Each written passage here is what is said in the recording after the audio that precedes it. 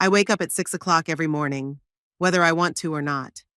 It's a habit I developed during my 45 years as a secretary at Baker and Associates, and it hasn't gone away since I retired. I'm lying in my bed, staring at the ceiling where I've been meaning to fix a crack for 4 years now, thinking that today will be no better or worse than yesterday. My name is Nancy Holloway. I am 68 years old, and I live in a house that was once filled with love and respect. It's quiet here now. Henry died 4 years ago of a heart attack, and since then I've grown accustomed to being alone. So much so that sometimes I'm startled when the phone rings. Our house in Albemarle isn't a mansion, but it's spacious, 2 stories, with 3 bedrooms and a small garden where I grow roses. Henry bought it 30 years ago when he got a promotion. "This is our nest, Nancy," he'd say as he walked me through the empty rooms. We furnished it gradually, putting a piece of our souls into each piece. Our son Edmund grew up here. He brought his fiancée Tabitha here, and our grandchildren were born here. I slowly get out of bed, put on my robe, and go down to the kitchen. I make tea, take out the toast. Dishes clink in the silence, reminding me that no one is here but me. It didn't used to be so depressing. For the first year after Henry died, Edmund visited me often, helping with the house, bringing my grandchildren. Then his visits became less frequent, and now he only comes when he has to or when he needs something. Edmund works as an accountant for a large insurance company. He has always been a pragmatic boy. Even as a child, he put all his pocket money in a piggy bank, not spending it on trifles like other children. I was proud of his prudence, but sometimes I wished he were a little more carefree, that he could enjoy the little things like his father. He's 42 now, with his own house in the suburbs, a wife and 2 teenage children, 15-year-old Rory and 13-year-old Yvette. Tabitha doesn't work. She takes care of the house and the children. She's always been a cold woman, and I've never been able to understand what she has in common with my son, other than calculation. Maybe I'm biased, though.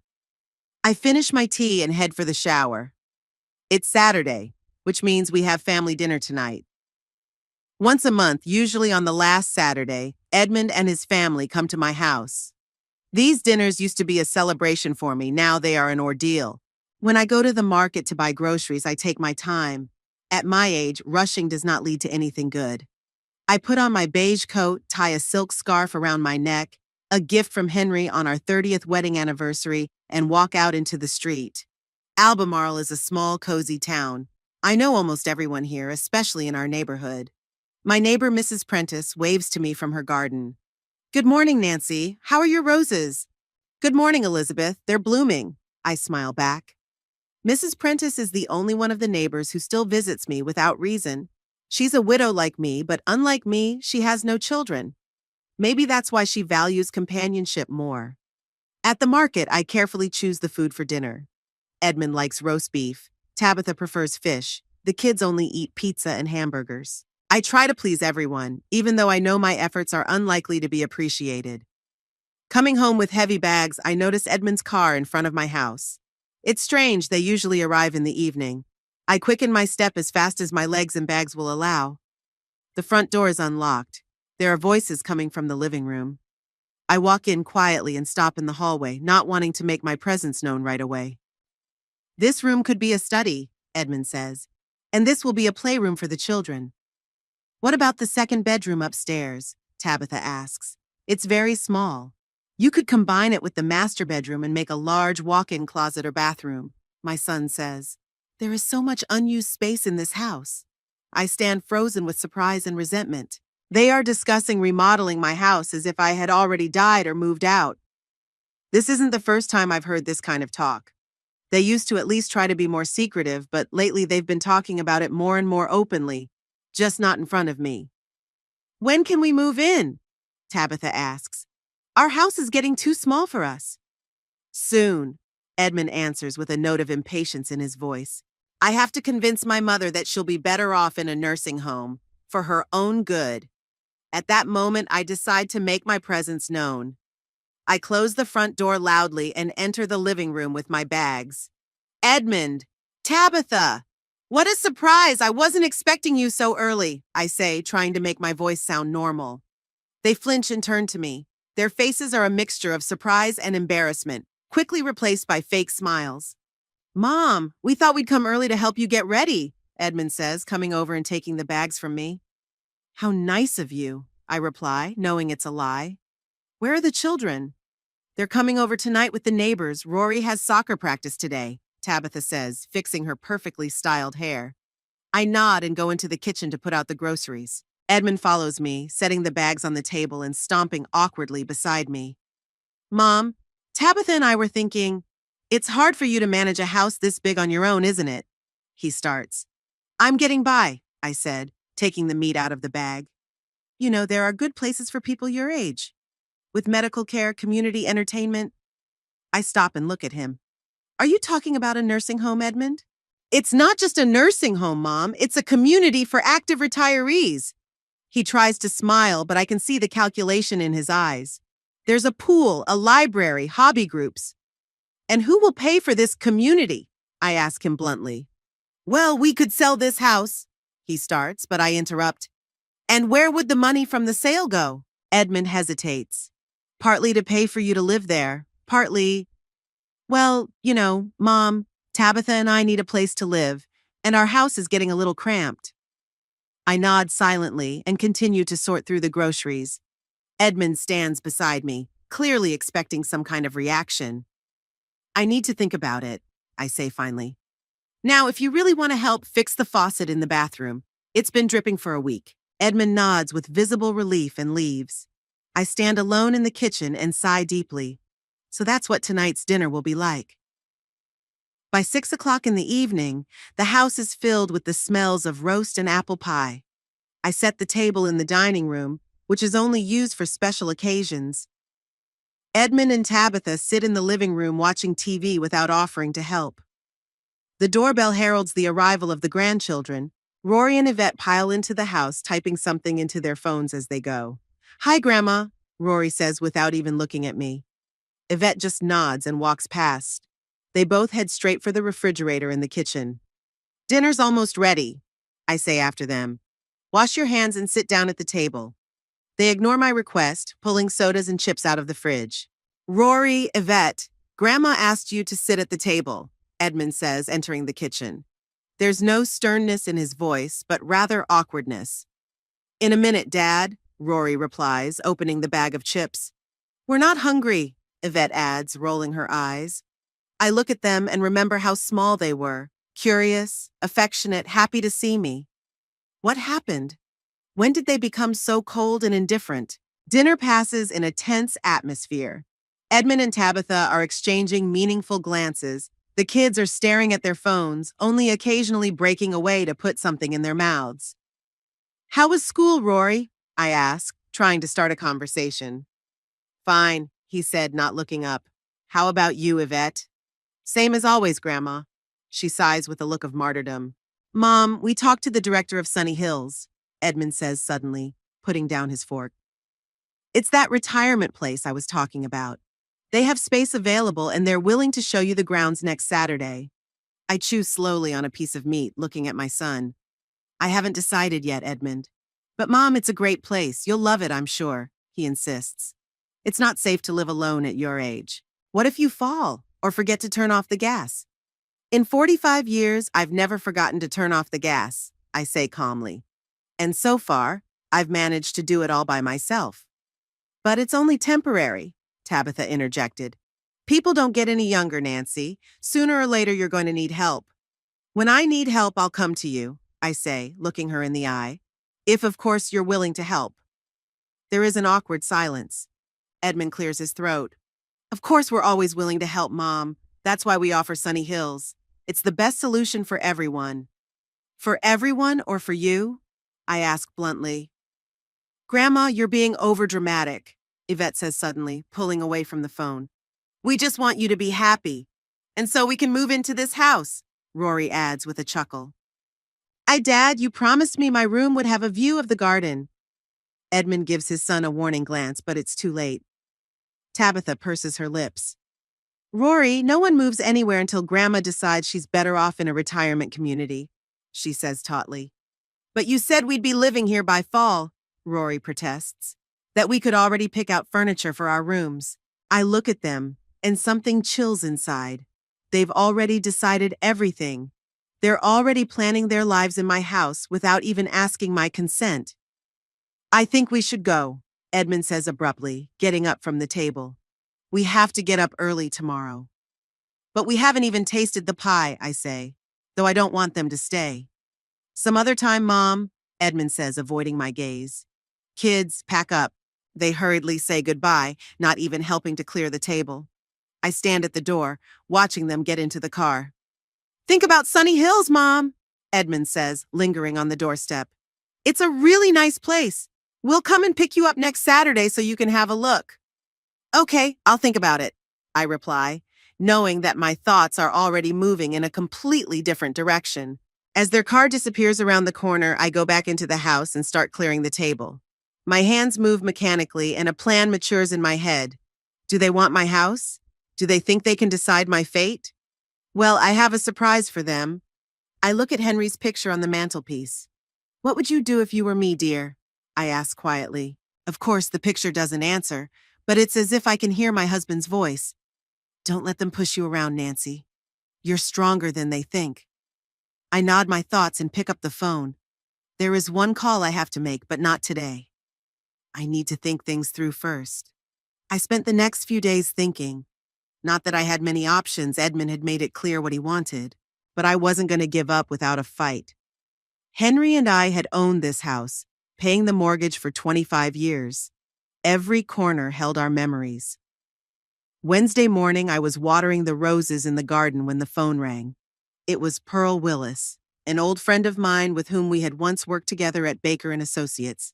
Pearl had left the law firm 10 years before me and had become a realtor, selling houses in Albemarle and the surrounding area. Nancy, honey, how are you? It's been a long time, came her energetic voice. Hello, Pearl. I'm as well as I can be, I replied, taking a seat on the garden bench. Don't tell me you're still in mourning for Henry. 4 years have passed, it's time to move on. Pearl was always straightforward, sometimes even harsh, but never angry. I liked her honesty.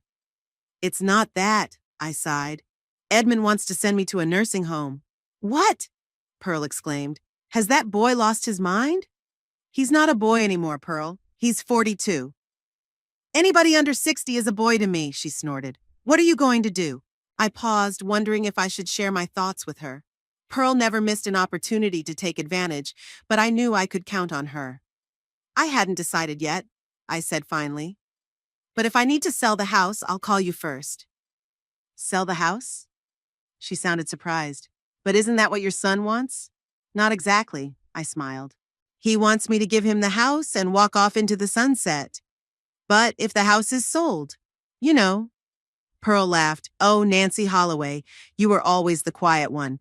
But when it came to protecting your interests, you were a lioness. Give me a call if you decide to do it. By the way, the real estate market is booming. Your house in a neighborhood like this could be worth a lot of money. We said goodbye, and I went back to my roses, but my mind was already working in a different direction. Maybe selling the house wasn't such a bad idea. Not the way Edmund was planning. That evening, I heard the sound of a car pulling up. When I looked out of the window, I saw Edmund's car. Strange. He didn't usually come in the middle of the week, especially not without warning. I opened the door before he could even ring the bell. Edmund was standing on the doorstep, tapping his keys nervously against his palm. His face was determined. Hi, Mom, he said, walking past me into the house. We need to talk. Hello, Edmund, I said, closing the door. Is something wrong? He walked into the living room and sat down in the chair that had once been his father's favorite seat. I'd always been a little creeped out by that, as if he was trying to take Henry's place in every way. I signed you up for a tour of Sunny Hills this Saturday, he said without preamble. I didn't agree to it, I objected calmly, sitting down across from him. Mom, it's just a field trip. You'll see it, you'll like it, and then we can talk about moving. And if I don't like it? Edmund sighed and leaned forward, resting his elbows on his knees. Look, Mom, let's be realistic. You're 68 years old. You live alone in a huge house that requires constant upkeep. You can't climb the stairs, you can't fix a leaky roof or replace a broken tile in the bathroom. I can hire a handyman, I replied. With what money? Your pension barely pays for food and utilities. You're living on savings that will run out sooner or later. He was right, and that's what pissed me off the most. After Henry's death, the financial cushion had really started to melt away, but I wasn't going to admit it to Edmund. I'm coping, I said firmly. For now, maybe. But what about a year from now? 2 years from now? Edmund shook his head. Mom, I'm worried about you. At Sunny Hills, you'll have medical care, community entertainment, you won't be lonely. And you won't feel guilty for rarely visiting me, I added quietly. His face twitched, but he quickly pulled himself together. It's not fair, Mom. I have a job, a family, commitments. I can't be here every day. I'm not asking you to. I just want you to respect my decision to stay in my own home. Edmund stood up and walked across the room, stopping at the fireplace. He picked up his father's picture and stared at it for a few seconds before putting it back down. Dad's been gone 4 years, he said without turning around. But you're still living in the past. This house. It's too big for you alone. But it's just right for your family, isn't it? I asked bluntly. Edmund turned, a flicker of irritation on his face. Yes, it's perfect for us. We have growing children who need space. Rory's going to college soon and he needs a place to study. Yvette wants to study music, but the walls are too thin in our house. And that's why you've decided I should leave? It's a win-win, Mom. Edmund sat down again and took my hand. You'll get care and companionship and we'll get more space. Plus the house will stay in the family. Isn't that what Dad would have wanted? I released my hand and stood up. Henry always said I should keep the house so I could live in it as long as I wanted. And then, yes, it could go to Edmund or the grandchildren. But not like that. Not without kicking me out. Henry would want his wife to be able to live in peace in the house they'd chosen and built together, I said. He wouldn't approve of what you're doing, Edmund. My son stood up too, his face beginning to redden. Don't tell me what Father would or wouldn't have wanted. He would understand that sometimes you have to make hard decisions for the good of the family. For the good of the family? Or for your convenience? I asked. It's the same thing, Edmund exclaimed. My family is your family too. We care about you. We want you to be well. If you really cared about me, you'd ask what I want, I replied quietly. We know what you want, to cling to the past, to this house, to the memories of Papa. Edmund was almost shouting. But life goes on, Mother. You have to move on. It's not up to you to decide what I need, I said calmly, though I was seething inside. Then who should? You're clearly incapable of making the right decision. Because it doesn't coincide with yours? I crossed my arms over my chest. Because it's illogical. Edmund waved his hands. What's the point of holding on to a house you can't keep? A house that's about to fall apart? A house where you could fall and break your neck and no one would know about it until it was too late? This house is in great condition, I countered. Henry has always looked after it, and I continue to do so. Oh, come on, Mother. Edmund waved his hand dismissively. The roof leaks, the garden is overgrown, the paint is peeling. You don't see it because you don't want to see it. You live in a world of illusion. I felt a lump in my throat. Is he right? Am I not seeing the house falling into disrepair? No, it's not. I tend the garden every day. I keep it clean. I call the handyman when something breaks. The house isn't perfect, but it will last for many years to come. I'm not going to Sunny Hills, I said firmly. Not this Saturday, not any Saturday. Edmund took a deep breath as if trying to calm himself down. All right, let's do it another way. You sell the house to me, at market value. I pay for you to live in Sunny Hills for the rest of your life, and you keep the rest of the money for your allowance. That's fair, isn't it? What if I refuse? Mom, don't make this harder than it has to be, he said, a note of weariness in his voice. I'm trying to find a solution that works for everyone. No, you're trying to find a solution that works for you, I objected. You're not even asking me what I want. Okay, he threw up his hands. What do you want, Mom? I want to stay in my house. That's not possible, Edmund said. You can't stay here. It's dangerous and impractical. Dangerous to whom? To me or to your plans? Edmund clenched his fists. You're unbearable. I'm trying to help you, and you're making this so difficult. Why can't you just say yes? Because this is my home and I don't want to leave it, I said calmly. It's not your home anymore, Edmund shouted, losing control. It's an empty shell full of dusty memories. Papa is gone and the house should serve the living, not the dead. I recoiled as if he'd hit me. Never had my son spoken to me like that before. Edmund, I began, but he interrupted. No, Mother, that's enough. Stop clinging to the past. Stop pretending things are the same. You're getting old, you can't live alone, and I can't let you risk your health over a sentimental attachment to a pile of bricks and wood. It's not your decision, I said, feeling my voice tremble. Yes, it is. Edmund stepped close to me. I am your son, and I am responsible for you. If you can't make a rational decision, I'll make it for you. You have no right to. I do. I have children to take care of. We don't have room in our house. And here, he circled the room, there's too much room for a lonely old woman. It's illogical and impractical. Is that what I am to you? A lonely old woman? I asked quietly. Edmund looked away, clearly embarrassed by his outburst. You know that's not what I meant. No, that's exactly what you meant, I interrupted. To you, I'm not a mother anymore. I'm not a person with a right to my own opinion and decisions. I'm a problem to be solved, an obstacle to the house you want. That's not true, he tried to object, but I could see in his eyes that I had hit the mark. I'm not going to Sunny Hills, I repeated, and I'm not selling you the house. This is my final decision. Edmund stared at me for a few seconds, his face changing from surprise to anger. You're going to regret this, he said finally. When you fall and break your hip, when you're lying on the floor screaming for help and no one hears you, you'll wish you'd taken me up on my offer. Maybe, I replied, but that would be my choice and my regret. Well, fine. Edmund grabbed his jacket. Stay here, cling to your memories, but don't expect me to visit you every week to make sure you're still alive. You don't visit me every week anyway, I pointed out.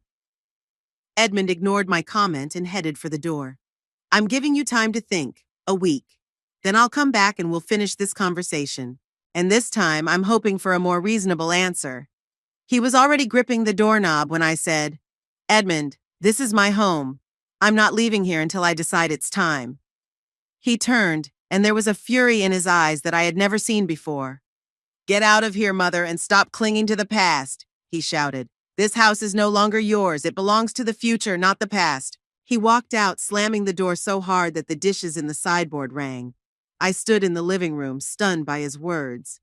My own son had just told me to get the hell out of the house Henry and I had bought, where we had raised him, where he had taken his first steps, celebrated his birthdays, where he was leaving for his senior prom. Tears came to my eyes, but I didn't let them spill over. No, I'm not going to cry. I would take action. I walked to the phone and dialed the number. Pearl? It's Nancy. Remember when we talked about selling the house? I made up my mind. There was a surprised sigh on the other end of the line. So soon? What happened? It's a long story, I replied. Can you come over tomorrow? We have a lot to discuss. Of course, darling. I'll be at your place at 10 o'clock in the morning. Thank you, Pearl, I said. And after a moment's hesitation, I added, one more thing. No one must know about the sale, especially Edmund. Oh, Pearl sounded understanding. That was it. Don't worry, Nancy. Your secret will stay with me. And I have to say, I'm impressed. I didn't know you had that kind of, determination. I didn't know it either, I answered honestly. Not until today. After I hung up, I went back into the living room and sat down in Henry's chair. It was the first time I'd allowed myself to do that in years. Closing my eyes, I could almost feel his presence, his support. I know what you're thinking, darling, I whispered. That I should forgive Edmund, that he was our only son. But sometimes forgiveness doesn't solve the problem. Sometimes a lesson is needed, and I'm going to teach him one. I opened my eyes and looked at the clock. It was almost 8 in the evening, but I felt an extraordinary surge of energy. Tomorrow was a big day, and I had to prepare. Pearl was the best realtor in Albemarle for a reason. She knew how to sell a house quickly and profitably, and I knew how to teach a lesson to a son who'd forgotten to respect his mother. I rose from my chair and went into the kitchen to make tea. A plan began to form in my head, clear, simple, and effective. Edmund wanted the house. Well, I would sell it. but not to him. And by the time he found out, it would be too late. Pearl arrived the next morning at 10 o'clock sharp as promised. She had always been punctual, a trait I appreciated. I met her at the door with a cup of freshly brewed coffee. "Gosh, Nancy, you look determined," Pearl remarked as she entered the house. "What did that rascal do?" I told her about last night's conversation, trying to be objective, though it wasn't easy. Pearl listened, shaking her head at times, and when I got to the part where Edmund told me to get lost, she couldn't stand it. "What a horror! And that's your son! We raise them, give them everything, and they—" She didn't finish the sentence, but I knew exactly what she meant. "I want to sell the house as soon as possible," I said, and without Edmund finding out about it until the last possible moment. Pearl nodded, pulling a notebook out of her bag. "I see. The market's good right now, especially in your neighborhood. Houses here rarely come up for sale, and the demand is high. But we'll need to do an appraisal, maybe do some minor cosmetic repairs to attract more favorable buyers." "There's no time for repairs," I objected. "Edmund gave me a week to think about it, and then he promised to come back. I want the house to be sold by then, or at least in the process of being sold with the papers signed." "That's ambitious." Pearl tapped her pen thoughtfully on her notebook. "But not impossible. I have several clients who are looking for a house in this very neighborhood. If they agree to a quick deal and don't haggle, we can make it work." We spent the next hour talking details. Pearl toured the house, taking notes and pictures for the listing. I quoted the price I was hoping for and was pleasantly surprised when Pearl said we could ask even more. "The house is in great condition, Nancy. I can see that you and Henry have taken good care of it. Yeah, there are some minor flaws, but nothing critical. The large lot, nice neighborhood, proximity to schools and parks all add to the value." When we were done, Pearl promised to contact potential buyers and arrange viewings in the next few days. "In the meantime," she said, "I'd suggest you start sorting things out. Decide what you'll take with you and what you'll keep or sell with the house." That was good advice. After Pearl left, I went up to the second floor and went into the bedroom. Where to start? 30 years of living in this house had accumulated so much stuffed clothes, books, souvenirs from my travels, photo albums, furniture, dishes. It's impossible to take everything. I pulled several large boxes out of the closet that we kept for Christmas decorations and started with the most important things: documents and photos. Birth certificates, marriage certificates, insurance papers, Henry's will, house deeds, tax returns, all of which I neatly stacked in a separate folder. Then I moved on to the photo albums. There were a lot of them, our whole life in snapshots. I spent hours flipping through the pages, remembering every moment. There was our wedding, me in a simple white dress, Henry in a rented suit. We were so young and hopeful. Here is Edmund's birth, a tiny bundle in my arms, and I look at him with the adoration that only a young mother can feel for her firstborn. The first day of school, graduation, going to college, my wedding to Tabitha, the birth of Rory and Yvette. Looking at those pictures, I couldn't believe that the same boy I loved so much was now telling me to get lost. Where had I made a mistake? When did he change? Or had he always been this way and I just didn't want to see it? I put the albums aside. I would definitely take them with me, every single one of them. The next few days passed in a flurry. Pearl brought the first potential buyers the very next day, a young couple with a small child. They walked around the house marveling at the space and light, but ultimately decided they wanted a smaller, cheaper house. The second was a family of 4, husband, wife, and 2 teenage children, almost like Edmund's. They were more interested, asking lots of questions about the neighborhood, the neighbors, the schools. But in the end, they too declined. The woman didn't like the layout of the kitchen. "Don't feel bad," Pearl said after they left. "It's common. First-time buyers rarely say yes right away. Tomorrow, a few more people will come in." And indeed, the next day, a middle-aged couple whose children were grown and gone came in. They were looking for a house in our neighborhood, closer to the city center, but spacious enough for the arrival of children and future grandchildren. "Perfect buyers," Pearl whispered to me as they looked at the garden. They had sold their large house in the suburbs and were now looking for something more compact but still comfortable. Robert and Judith Pearson, that was their name, were a pleasant couple. He a recently retired engineer, she a school teacher. They were excited to see the house, discussing where they would put their furniture, what rooms they would set aside for guests, and how they would arrange the garden. "We like your house, Mrs. Holloway," Robert said before leaving. "We'd like to make an offer." I looked at Pearl and she nodded. "Great.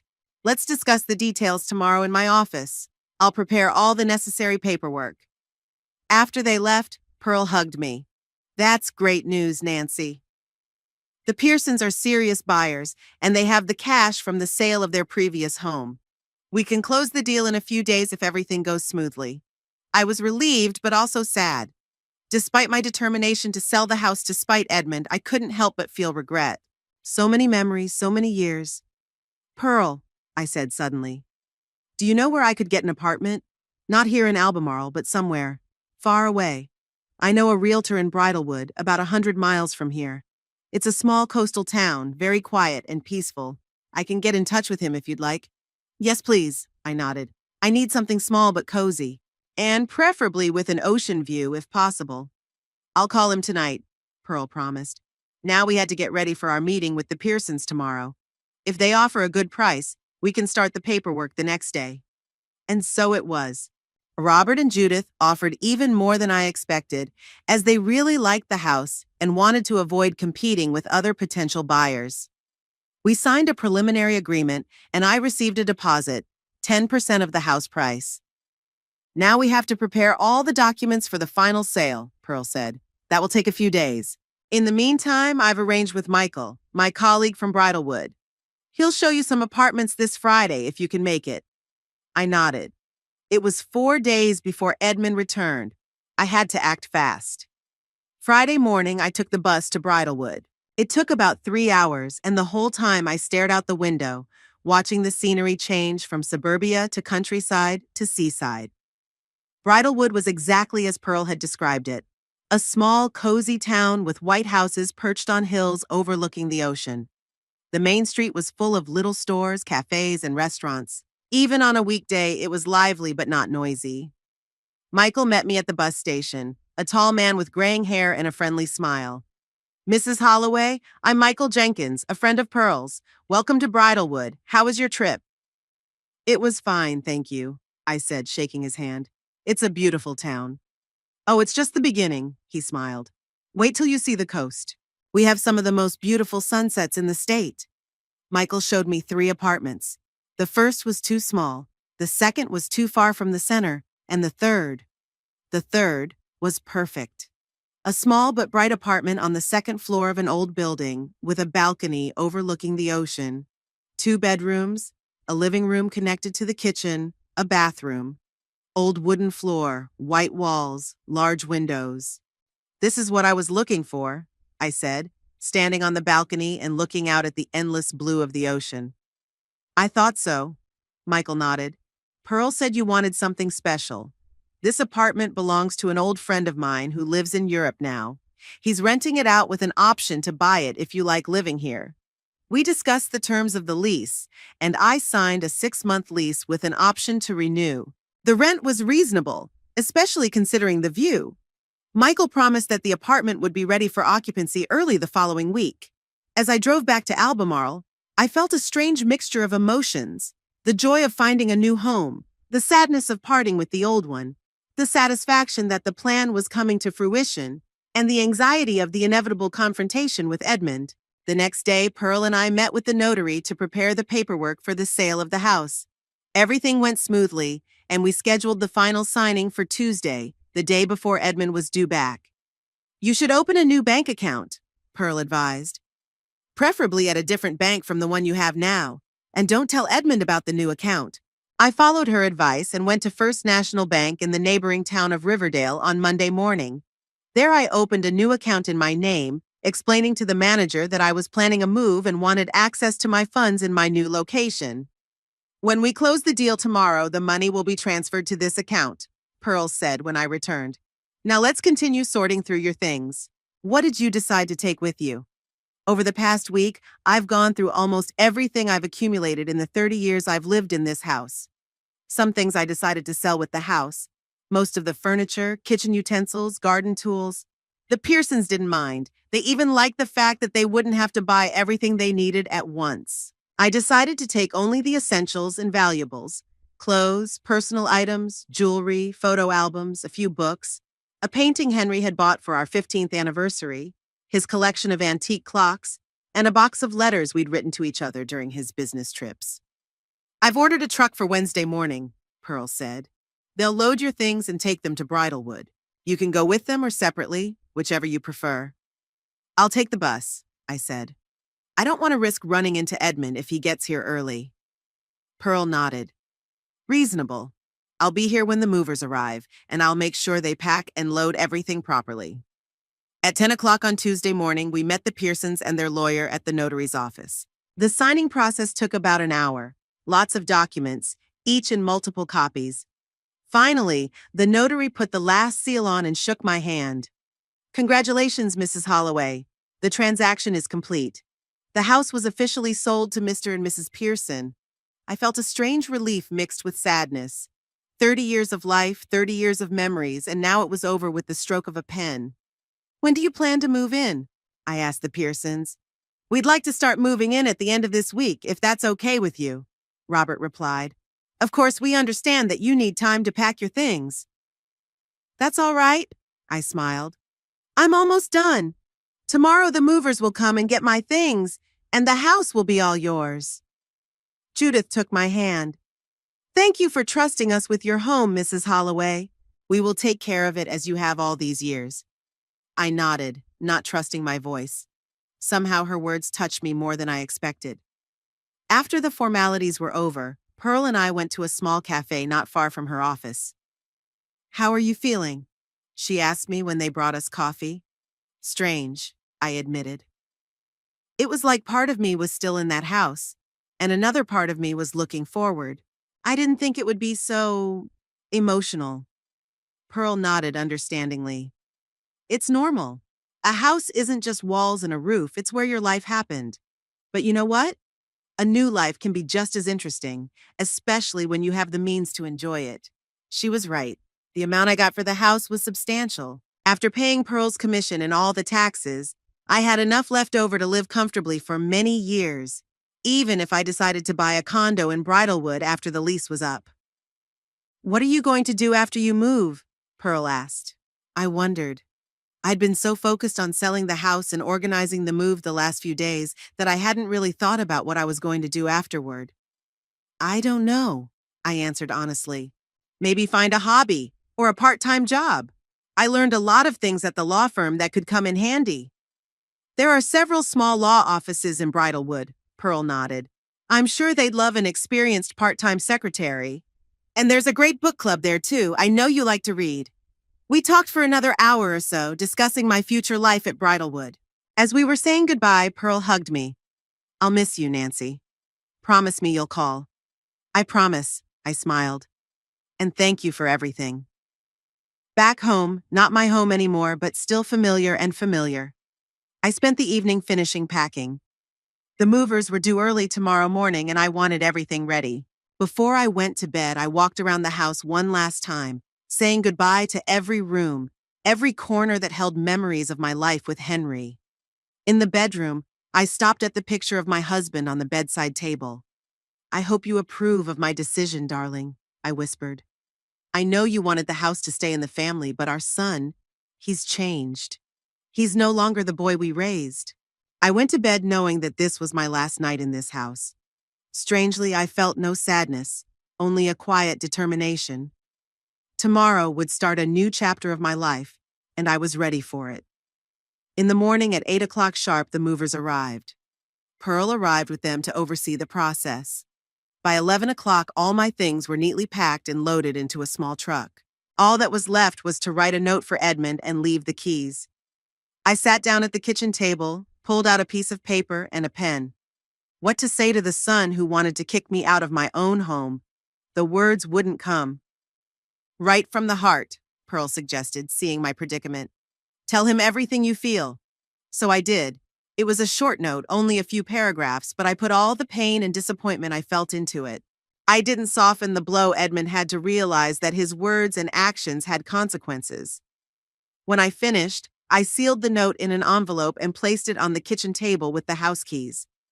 Then I hugged Pearl one last time, promising to call as soon as I was settled in, and got into a cab to the bus station. When the bus pulled away, I didn't look back. 30 years of my life were left in Albemarle, but ahead was Bridalwood and a new beginning. I didn't know what awaited me there, but I was sure of one thing. It would be my life, by my rules, and no one, not even my own son, could tell me how to live it. Bridalwood greeted me with a sunny day and the sound of the surf. I stepped off the bus and took a deep breath of the salty sea air. Here, 100 miles from Albemarle, my new life was beginning. Michael was waiting for me at the bus station as promised. "Welcome to your new home, Mrs. Holloway," he smiled, taking my bag. "The truck with your things will be here in a couple of hours. In the meantime, I'll take you to your apartment and hand you the keys." My new apartment looked even better than I'd remembered, with sunlight pouring in through the large windows in the living room and a breathtaking view of the ocean from the balcony.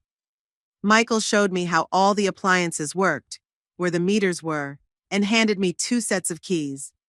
"If you have any problems, call me anytime," he said. "I only live a few blocks away." When he left, I was alone in the empty apartment. It was a strange feeling, starting from scratch at 68. Most people my age dream of stability, of spending the rest of their days in familiar surroundings, among loved ones. And here I was, in an unfamiliar city, with a few boxes of things and memories of a house that no longer belonged to me. But I didn't regret my decision. Every time I remembered Edmund's words, "Get out of here," I was convinced I'd done the right thing. He thought I was weak, dependent, incapable of making decisions. He thought he could control my life. Well, I proved him wrong. The movers arrived around 3 o'clock in the afternoon. They quickly and carefully brought in my boxes and a few pieces of furniture that I had decided to take with me: an antique rocking chair, a small desk, a bedside table. The rest I planned to buy gradually, furnishing the apartment to my liking. By evening, I had unpacked the essentials: bed linens, towels, dishes, a few sets of clothes. The rest could wait. I felt tired but also strangely excited, as if reborn. Sitting on the balcony with a cup of tea and watching the sun sink into the ocean, I thought about what was happening now in Albemarle. Edmund was supposed to arrive tomorrow, expecting to find me resigned and ready to move to Sunny Hills. Instead, he would find an empty house and a note. My note. I thought about what to write for a long time. I wanted to vent all the pain and frustration, but at the same time maintain my dignity. In the end, I settled on the following. "Edmund, when you told me to get lost, I decided to take your advice. Only not in the way you planned. I sold the house. Not to you, but to a couple who, unlike you, appreciate it and promise to take care of it. They're moving in next week. I kept all the money from the sale. It's my house, or rather it was my house, and I have every right to dispose of it as I see fit. I'm starting a new life away from Albemarle and away from you. You wanted to be master of this house? Well, now you can buy it yourself if you can, or find another house. Either way, it's no longer my concern. I've been wondering where I went wrong in your upbringing. When did you go from a loving son to a man who tells his mother to get lost? Maybe your father and I spoiled you too much? Or maybe we were too strict? I don't know. But what I do know is that you're not the man I hoped you'd turn out to be. Don't try to find me. I don't want to see you or your family again. Perhaps someday I can forgive you, but right now I need time and distance." Mom! Rereading those words in my mind, I felt no regret or guilt, only the quiet certainty that I had done the right thing. Edmund had to realize that his actions had consequences. Tomorrow at this time, he would read the note. What would his reaction be? Anger, shock, regret, probably all of the above. But that's not my problem anymore. I finished my tea and went to bed. Tomorrow would be a new day, the first day of my new life. Meanwhile, in Albemarle, 100 miles away, Edmund Holloway was finishing his day's work. He was sitting in his office, going over the last of his reports before he went home. On his desk was a Sunny Hills brochure. He planned to show it to his mother tomorrow to finally convince her of the benefits of moving. In his imagination, everything was already set. His mom would move into a nursing home. He and Tabitha and the kids would move into her house, make repairs, set everything up to their liking. Perfect plan. He'd even started figuring out a budget for the renovations, expecting to use some of the money from the sale of their current home. Edmund felt no remorse for his behavior the week before. Yes, he had been harsh with his mother, perhaps even rude, but sometimes you need harshness to get an important point across. Mom was too sentimental, too attached to the past. She needed a push to move on, and he gave her that push. He was sure that during this week she had realized the inevitability of the move and had come to terms with it. After all, she had no choice. The house required constant upkeep. Her pension was barely enough for basic needs, and he wasn't about to spend his money to maintain a huge house with only one person living in it. It was unsustainable. Finished with his reports, Edmund gathered his things and left the office. Tomorrow he would go to his mother's house right after work. They would calmly discuss the details of the move, perhaps even drive down to Sunny Hills for a preliminary introduction. Everything will be fine. Mom would realize he was doing it for her own good. The next day passed for Edmund as usual. Morning meetings, processing financial documents, lunch with colleagues, a few more hours of work. At 4 o'clock, he gathered his things and headed for the exit. "Leaving early, Mr. Holloway?" the secretary asked. "Yes, I need to visit my mom," he replied. "We have an important conversation. Give her my regards," the secretary smiled. "She's such a nice woman." Edmund nodded and left the office. He rarely talked about his mother at work, but she had dropped by his office a couple of times, and everyone had been charmed by her gentleness and intelligence. No one, of course, knew about his plans to send her to a nursing home. It was a family affair. On the way to his mother's house, Edmund stopped at a flower store and bought a bouquet of her favorite lilies, a small gesture of goodwill to soften the upcoming conversation. As he parked in front of the familiar house, he noticed that something had changed in the yard. The rose bushes his mother had so carefully cultivated had been neatly trimmed, and the driveway to the house had been recently swept. Maybe she'd hired a gardener. That would be odd, given her financial situation. Edmund went to the door and rang the bell. No one answered. He rang the bell again, waited, and without waiting for an answer, pulled out his key. The door opened easily and he entered the house. "Mom," he called out as he walked into the hallway. "Are you home?" There was silence. Only the ticking of the old clock on the wall broke the stillness of the house. Edmund walked into the living room and froze. The room looked different. Many things were missing. The photographs on the mantelpiece, his mother's favorite blanket on the sofa, the collection of porcelain figurines he and his father had collected over the years. "Mom?" he called again, feeling his anxiety rising. He walked quickly around the first floor, the kitchen, the dining room, the small study. Everywhere it was the same.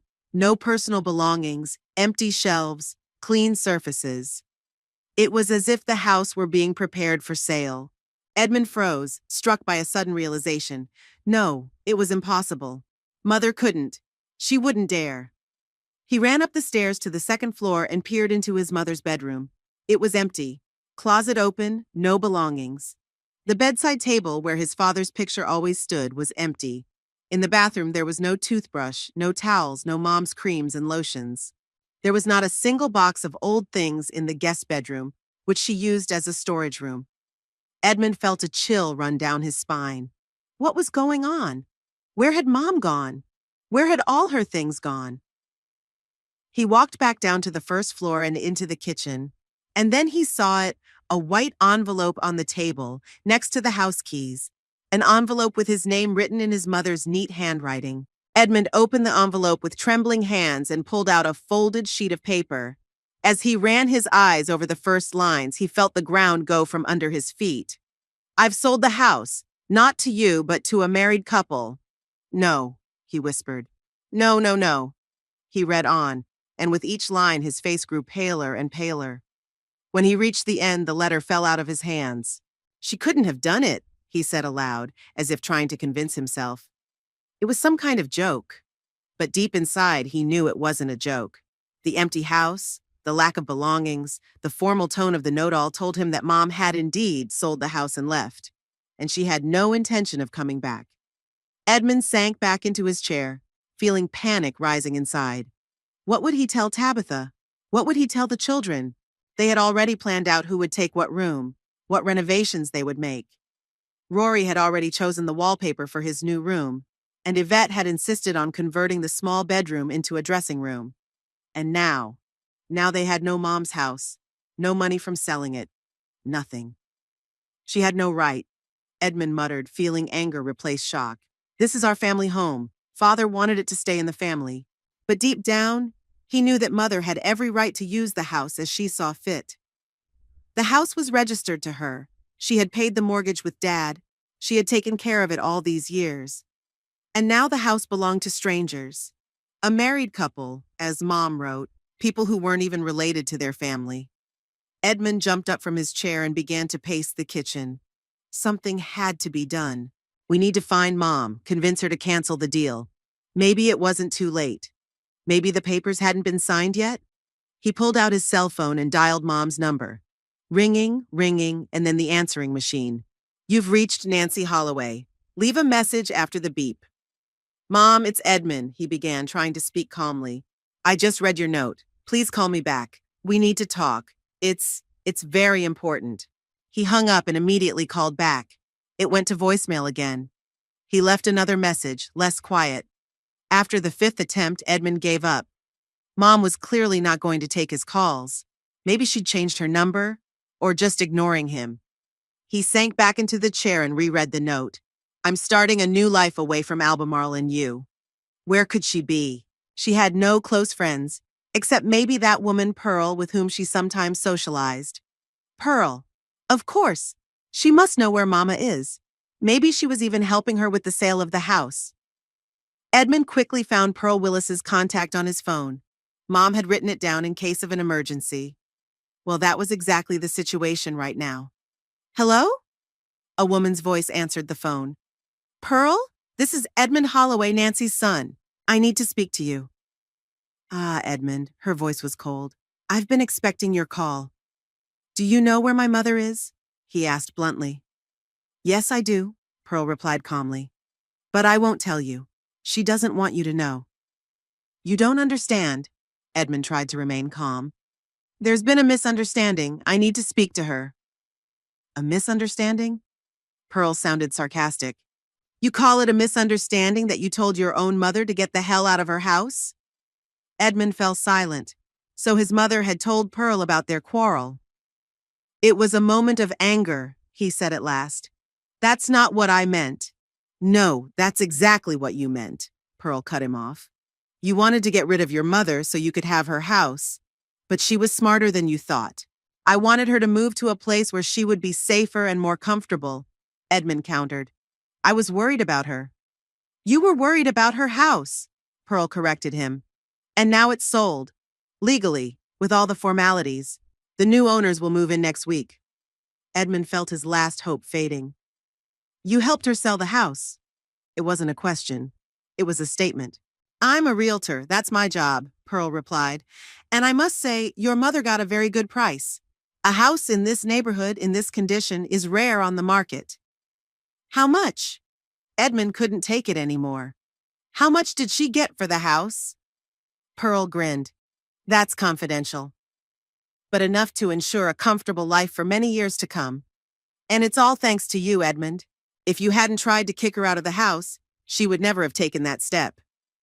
Edmund was silent, digesting the information. Mom had sold the house, taken the money, and disappeared.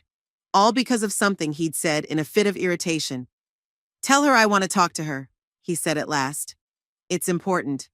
I will, Pearl replied, but don't expect a reply. Your mother is very determined to start a new life without you.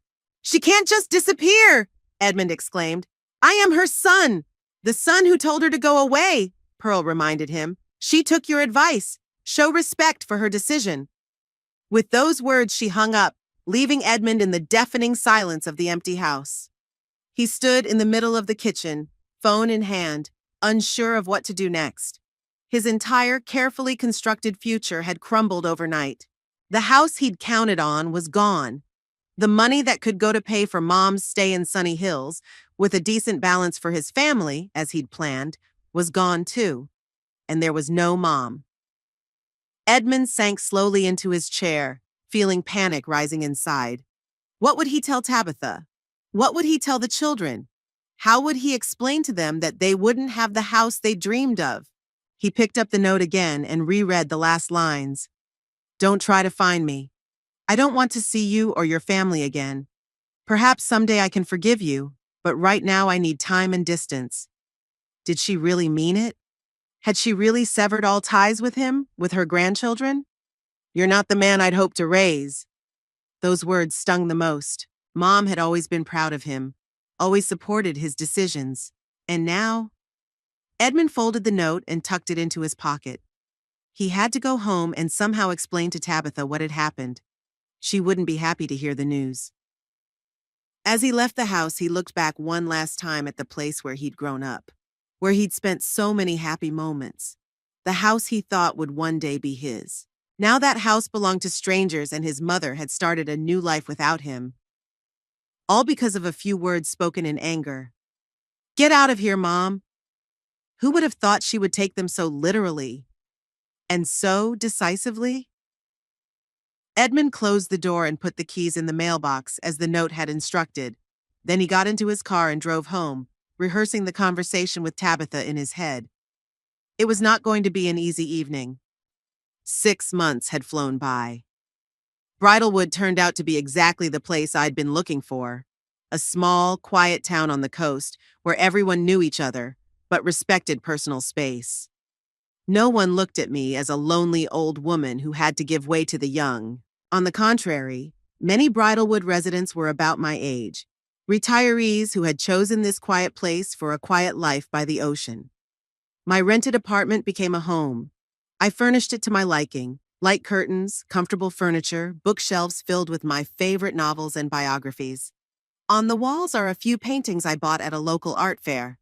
Nothing fancy or expensive, just cozy and homey. Every morning I woke up at sunrise, made myself breakfast, and went out on the balcony to admire the ocean. Then a walk along the shore when the beach was still empty, and only seagulls kept me company. Occasionally I would meet other early birds: Martha, the owner of a local bakery, walking her corgi; Howard, a retired literature professor who swam every morning regardless of the weather; Elizabeth, an artist who came to the beach with an easel to capture the sunrise.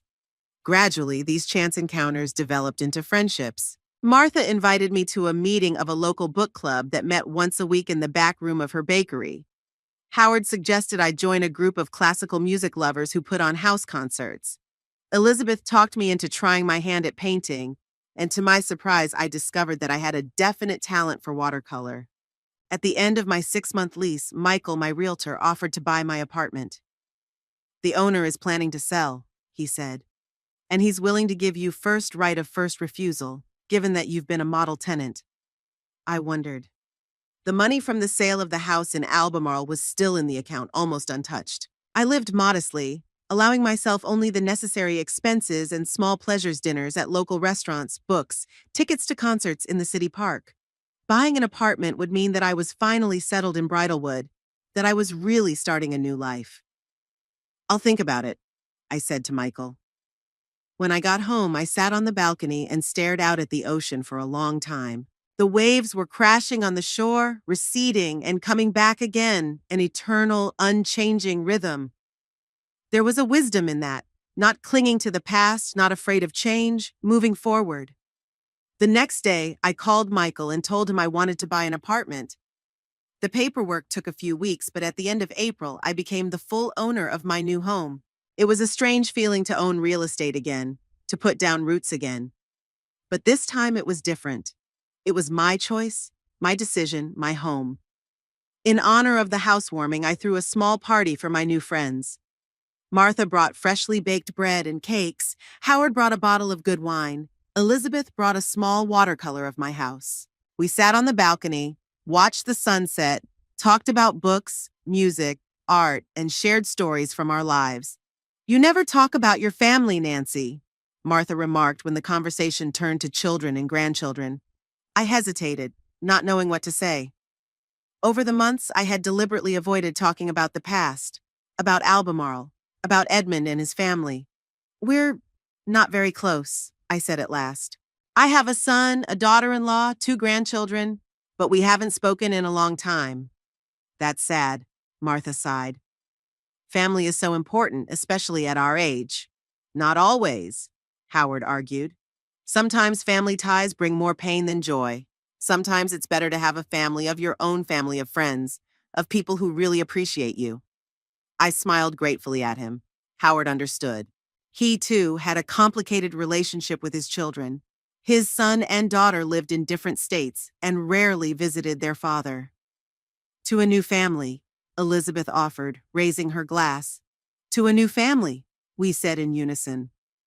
That night, after the guests left, I couldn't sleep for a long time. I thought about Edmund, about Tabitha, about Rory and Yvette. I wondered how they'd live for those 6 months. Had Edmund managed to buy a new house? Was he still angry with me for what I'd done? I felt no remorse. Edmund got what he deserved. But sometimes I felt sad, especially when I thought of my grandchildren. They were still children, despite their adolescence and ostentatious coldness. They were just repeating their parents' behavior. Maybe someday, when they grew up, they would understand. I woke up this morning with a firm decision. Stop thinking about the past. I have a new life, new friends, new hobbies. I have to move forward. And I really started to move forward. Every day I became more and more immersed in the life of Bridalwood.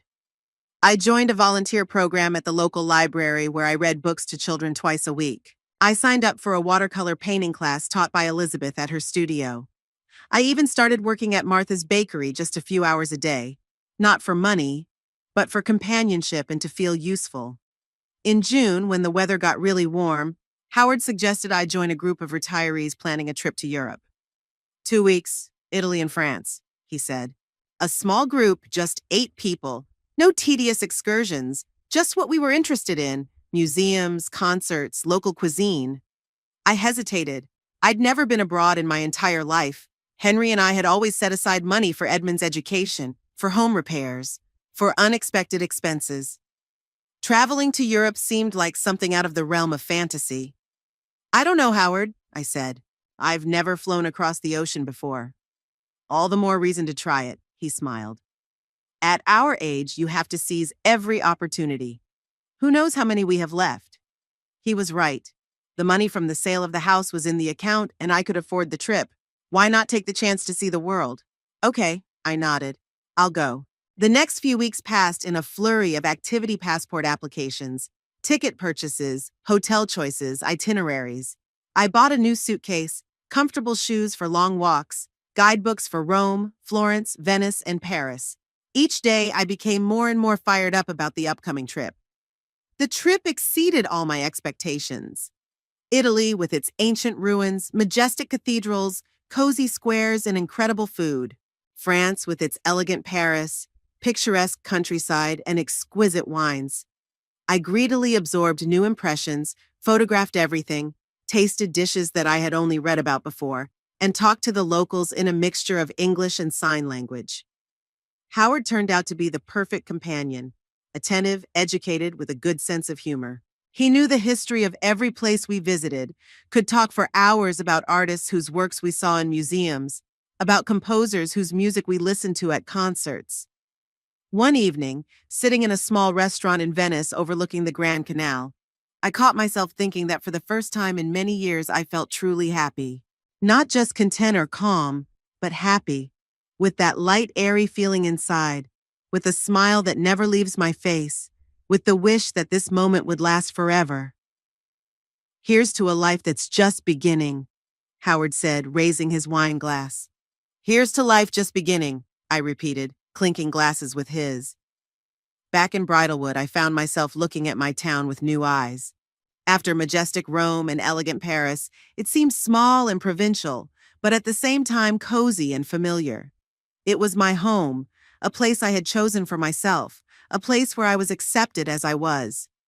Life fell into a nice rhythm, morning walks on the beach, work at the library and bakery, evenings with the book club or friends. I started planning new trips, maybe Spain next spring, or Greece. The world was suddenly so big and accessible. In the fall, when the tourist season was over and Bridalwood was quiet and almost deserted again, I decided to take swimming lessons. All my life, I'd been afraid of deep water, but now, living by the ocean, it seemed counterintuitive. The instructor, a young guy named Jason, was patient and attentive. He didn't rush me, let me get used to the water gradually, and praised me for every little success. By the end of October, I could swim a short distance along the shore, and it filled me with pride, like a child learning to ride a bike. "You're making amazing progress, Mrs. Holloway," Jason said after one of the classes. "Most people your age wouldn't even dare to try, probably because most people my age are afraid of change," I replied. And I realized that it's never too late to start something new. He smiled. "That's a great approach to life. My grandfather is the same way. He learned to play the saxophone at 75 and now he's in a jazz band. The idea of being able to start playing in a jazz band at 75 amused me and inspired me at the same time. Really, why not? Who says that at an advanced age you should only sit in a rocking chair and knit socks?" In November, when the weather turned cool for swimming, I decided to try another new hobby: cooking classes. Martha organized them in her bakery once a week in the evenings when the main crowd was over. "Nothing complicated," she assured me. "Just a few simple but tasty dishes that anyone can make at home." It turned out to be fun to cook with friends. We learned how to make pasta from scratch, bake bread, make complex sauces, and create gourmet desserts.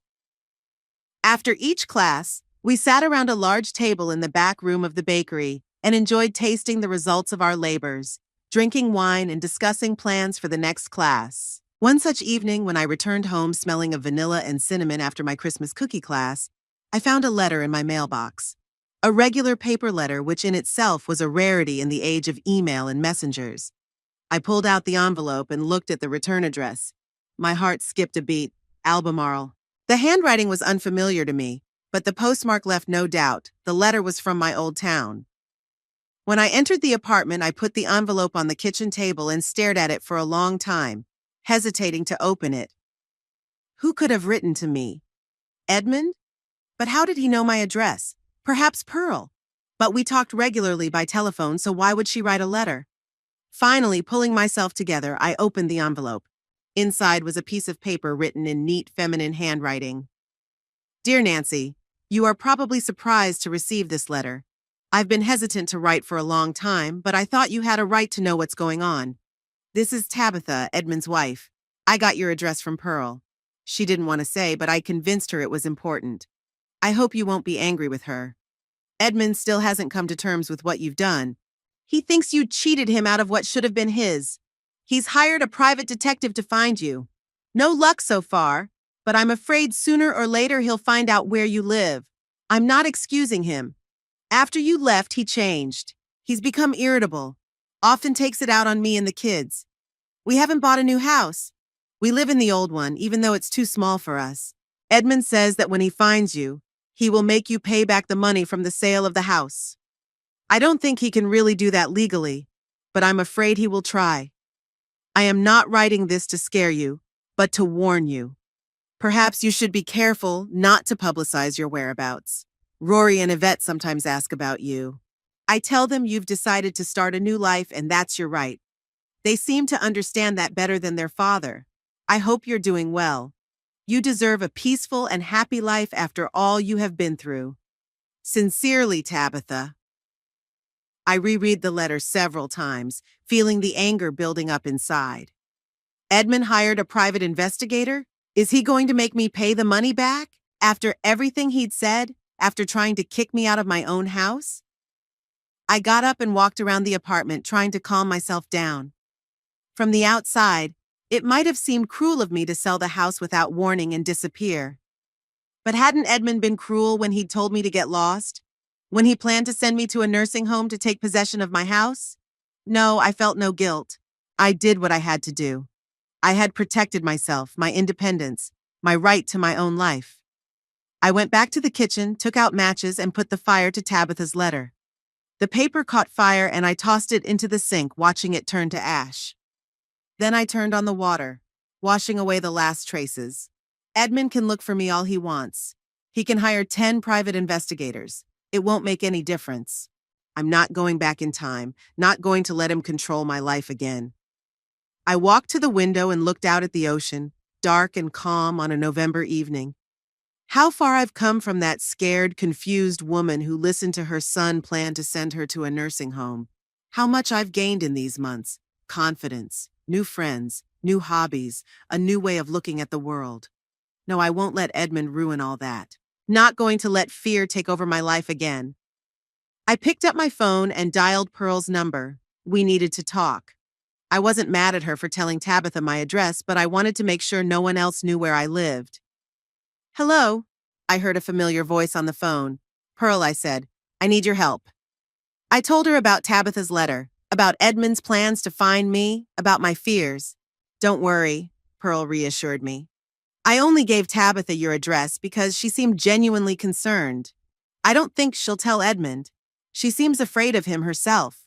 Still, I want to be careful, I said. If Edmund or anyone on his behalf asks about me, tell them you don't know where I am. That I could have gone anywhere, Florida, Arizona, California. Of course, Pearl agreed. I won't say a word. But Nancy, do you really think Edmund could hurt you? I hesitated. No, I didn't think my son was capable of physical violence. But emotional? Intimidation? Manipulation? Yes, he was capable of that. I just want to live my life in peace, I said, without the ghosts of the past. I felt better after talking to Pearl. She was a trusted friend, despite the distance between us. She understood me, supported my decision to start a new life. I couldn't sleep that night, thinking about Tabitha's letter, about Edmund's anger, about how quickly things had changed. A year ago, I was just a widowed woman, living in my own house with occasional visits from my son and his family. Now I'm a condo owner in a coastal town with new friends, new hobbies, new plans for the future, and with a son who hired a private investigator to find me. Life is full of irony. I woke up this morning with a firm decision, not to let fear ruin my new life. I will continue to live the way I've lived these months, fully, interestingly, happily. I won't hide or look over my shoulder. If Edmund finds me well, I will meet him as an equal, not as a frightened old woman. I stepped out onto the balcony with a cup of coffee and looked out at the ocean. The waves were crashing against the shore, receding and coming back again, an eternal, unchanging rhythm. There was a kind of wisdom in it, not to cling to the past, not to be afraid of change, to move forward. And I will move forward no matter what. Because I know now, it's never too late to start a new life. It's never too late to say no to those who disrespect you, even if it's your own children. It's never too late to find new friends, new hobbies, new reasons to wake up in the morning with a smile. I made the right choice, and I haven't regretted it for a second.